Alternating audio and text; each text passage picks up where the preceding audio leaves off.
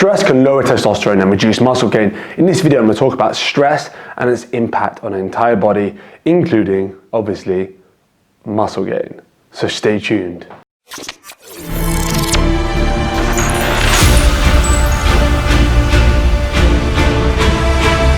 What is going on, guys? Welcome back to yet another video. This video was long overdue. I've done the effects of stress on muscle mass. I've done a video on how to boost testosterone, and I didn't really go into too much detail on the importance of testosterone, but basically optimal testosterone levels are important for mental, physical, and emotional benefits. So it can benefit you on a wide scope of things. So it's not just building those guns, way more to it. Anyway, we're going through a bit of a pandemic in the background. Not many people know about this. You can do some research and you'll see for yourself. Actually, I lie because a few quite popular news outlets did post articles, but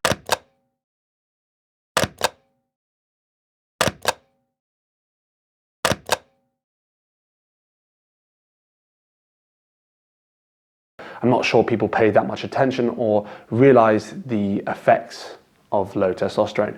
Anyway, about 5 in 1,000 people suffer with hypogonadism. Hypogonadism is basically the inability or the reduction to produce the male sex hormone testosterone. Testosterone is produced in the testes and has a variety of benefits, such as, like I said, physical and mental benefits.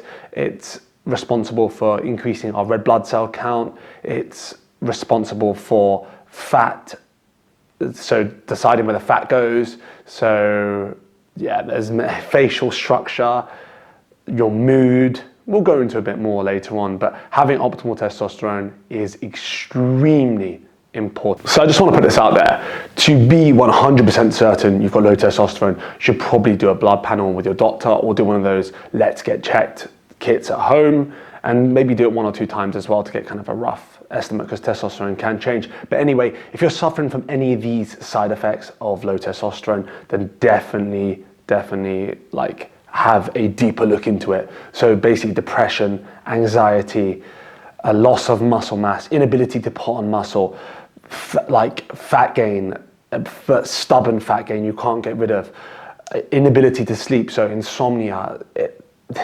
There's so many side effects to low testosterone, but I'll put as many as I can, as many as I missed out anyway on screen now. But if you suffer from any of those, it's definitely worth getting checked. Stress and low T sound like 2 different issues entirely, but they're connected by one hormone, and that is cortisol. Cortisol is your key stress hormone, and basically it's the opposite of testosterone. They work against each other. End the war. And so while cortisol is good in small amounts, so you do need it to manage blood sugar levels and your metabolism, just too much can become problematic. Cortisol is like released in response to like a fight or flight situation, and it does share some of the characteristics with testosterone. Like testosterone has aggression and competitiveness, but cortisol does ignore other bodily processes, and testosterone, obviously, that one of the main things is fertility and mating. Those with anxiety disorders typically experience high levels of cortisol, which means in turn you can walk around with pretty darn low levels of testosterone. So even if you resonate with a lot of the side effects of having low testosterone that I mentioned earlier, it's still worth getting checked. Worth getting checked to see what range you're in. So a normal, what's considered a normal range, is 300 to 1,000 nanograms per deciliter, but I would say it's more 500 plus is considered to be normal. If you're anything below 150, then you seriously need to take action. Like anything below 300, I think you need to take action, but definitely get checked, see where your levels are at, and then you can see what action you need to take, because you do not want those side effects of having low testosterone. Stress can also reduce your neurotransmitter dopamine. A reduction in dopamine will lead to a lower sex drive and an increase in the female hormone prolactin.